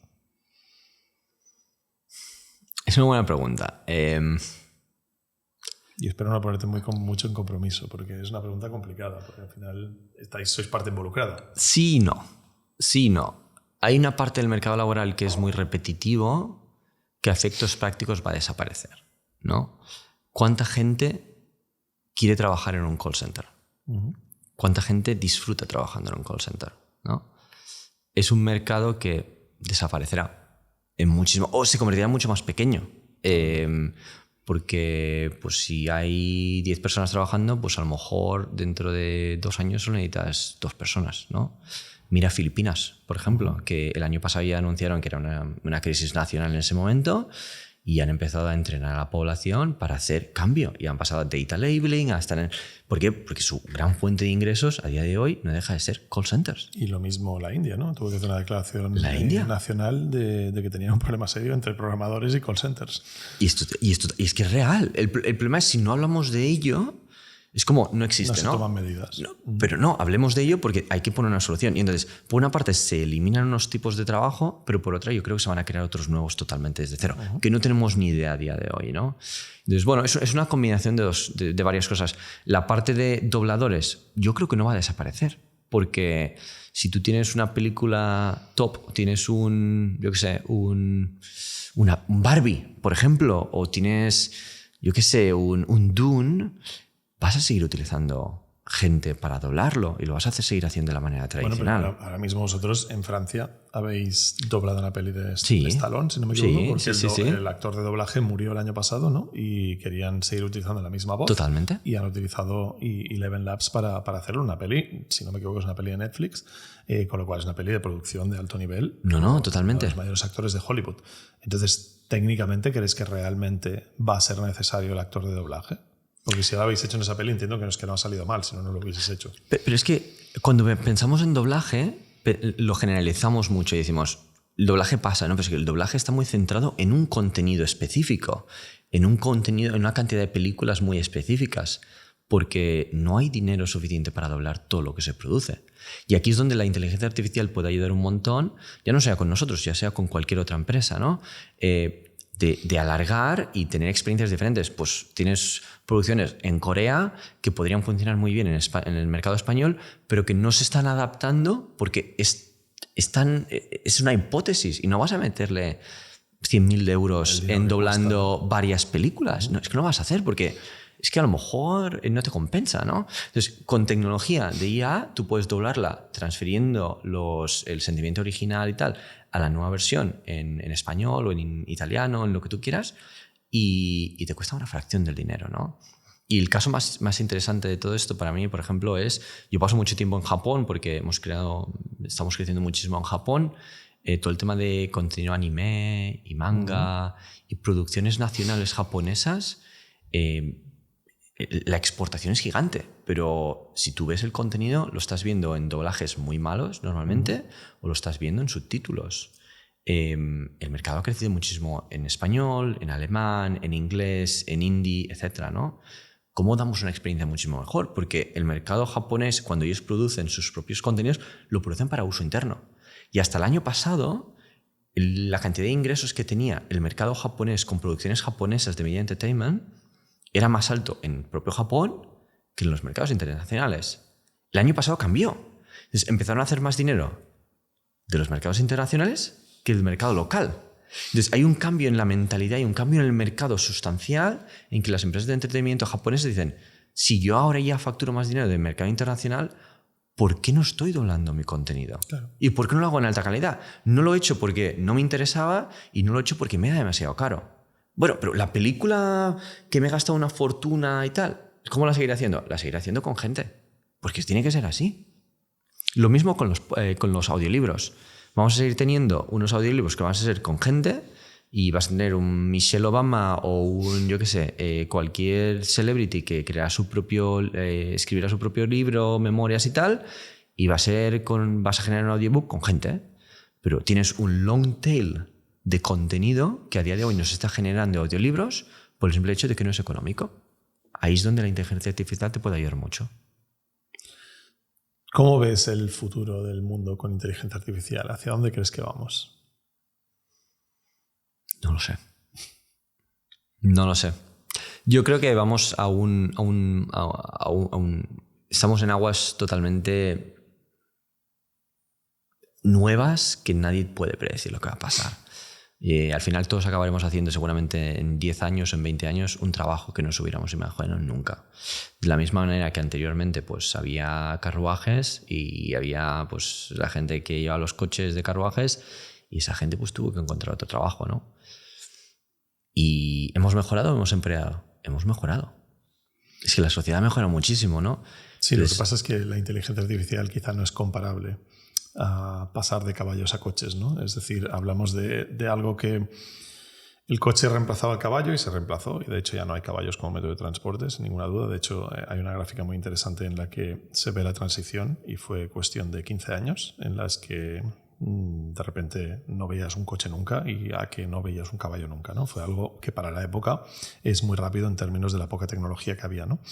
Stuart Russell dice que cuando un economista le dice que no se van a perder empleos por la inteligencia artificial, que ninguna revolución tecnológica ha generado una pérdida de empleo, que a día de hoy estamos más gente trabajando que nunca en la historia, le dice ya, pero es que nunca había habido nada que me clonase y que pudiese hacer lo mismo que hago yo pero mejor. Y en la inteligencia artificial es eso. Entonces, bueno, es complicado, ¿no? Yo creo que es uno de los mayores retos a los que nos enfrentamos con la inteligencia artificial, sin ninguna duda, es el cambio del paradigma del mercado laboral. Yo siempre digo que la parte positiva es que no hay crisis económica. Es que Disney, gracias a la inteligencia artificial de Eleven Labs, va a ganar mucho más dinero. Quizá va a necesitar menos actores de doblaje, sin ninguna duda, pero va a ganar mucho más dinero, con lo cual eso quiere decir que el mundo tiene más dinero, los PIBs van a crecer, y con lo cual, si no hay crisis económica, todo es mucho más fácil. El problema es cuando tienes una crisis económica que genera una crisis de empleo. Pero aquí lo que tenemos casi es una crisis de propósito, una crisis de qué cojones hacemos. ¿Para qué quiero al médico si la IA diagnostica mejor? Pero no realmente el hospital tiene una crisis y tiene que despedir a 5 médicos y no puedo acceder al médico. No es eso, es al contrario. Ahora puedo ir al médico todos los días y encima no me cuesta nada, y encima es más barato, etc. Entonces yo creo que estamos en un escenario en que es muy jodido que alguien como tú, que está metido en las altas esferas de la inteligencia artificial como directivo de una empresa como Eleven Labs, que la respuesta hacia dónde va el mundo sea no lo sé, cuando eres de las personas que más información tiene de lo que estamos viviendo. Entonces, la gente que nos ve, yo mismo, la gente más de a suelo, es normal que estemos acojonados de qué es lo que pueda llegar a venir. A veces es una dicotomía entre acojone y motivación, porque la oportunidad, como decimos, es increíble, ¿no? Pero es absolutamente increíble que estemos ante una situación en la que ni los que más sabéis de esto tenéis claro por dónde va a ir esto. Es que no hemos estado nunca en esta situación. Y claro, el cambio es tan rápido que no lo sé. Evidentemente, yo te puedo decir tendencias que estoy viendo, ¿no? Hiperpersonalización de todo, desde educación súper personalizada a tu manera de hacer y tal, o el hecho de que no vas a tener que aprender idiomas porque vas a tener real-time translation inmediatamente, o lo que tú quieras, todo será hiperpersonalizado. Películas que se van a personalizar para ti y habrá millones de variaciones de cómo acaba una película, ¿no? Con un Disney o con un Netflix, etc. Pero cómo nos cambia como sociedad, no lo sé. Y para mí es la gran incógnita, pero es incógnita más de querer saber, en lugar de preocuparme de vamos a morir, ¿no? Estamos ¿qué va a pasar con nosotros? Yo lo quiero ver. Me encantaría verlo, claro que lo quiero ver. Y quiero ser parte de ese cambio, ¿no? De esa flexibilidad que nos convertimos, porque al final somos seres humanos que hemos sido flexibles y nos hemos adaptado durante muchísimos años, saliendo de las cuevas y pasando a la vida de la ciudad o teniendo diferentes vidas. La siguiente generación o la siguiente evolución de todo esto es aún ir más rápido, ¿no? Entonces, yo estoy encantadísimo con lo que viene. No solo por Eleven Labs, porque me parece genial, pero en general el cambio fundamental en sociedad, en cultura, en Estado, en finanzas, en todo, mercado laboral, me parece apasionante, ¿no? Me encantaría que alguien me dijera un pelín más, oye, esto es lo que va a pasar, pero también pienso, no lo quiero saber tampoco, porque quiero vivirlo, porque si no lo vivimos, ¿cómo vamos a cambiarlo también, ¿no? Porque habrá cosas que nos equivocaremos y habrá cosas que lo hagamos bien, ¿no? Esas equivocaciones las tendremos que cambiar.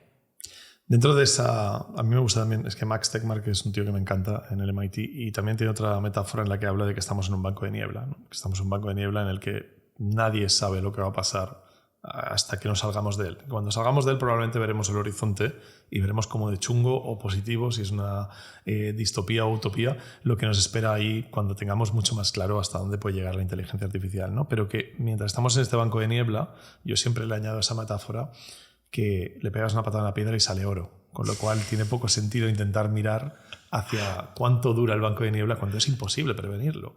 Que lo que podemos es intentar bajarlo y decir, vale, señores, esto preocupa, no sabemos qué va a pasar en un futuro, pero joder, hoy tienes la oportunidad de tu puñetera vida de montar tu propia startup que va a ser un unicornio, o de convertirte en indispensable en tu puesto de trabajo para que el día de mañana, si hay despidos, no seas tú el que caiga, o para simplemente pues llevar lo que hasta ahora había sido tu hobby y nunca habías planteado poder convertirlo en de repente desarrollar una app para, yo qué sé, lo que sea que te gusta hacer los fines de semana, utilizando cursos y sin puñetera idea de programar, o para aprender física cuántica. Es decir, lo que te dé la gana ahora está al alcance de la mano gracias a la inteligencia artificial. Y esa es cierto que esa es la parte de la IA que a mí me motiva todos los días, de que yo alucino de las cosas que soy capaz de hacer que en mi puñetera vida me había imaginado ser capaz de hacer.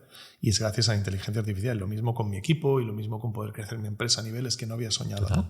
Entonces yo creo que ese punto de oportunidad es fácil perderle la visión cuando pensamos demasiado en el futuro. Yo siempre digo que seamos más pragmáticos. Lo de qué pasará es un condicional de podría quizá llegar a pasar.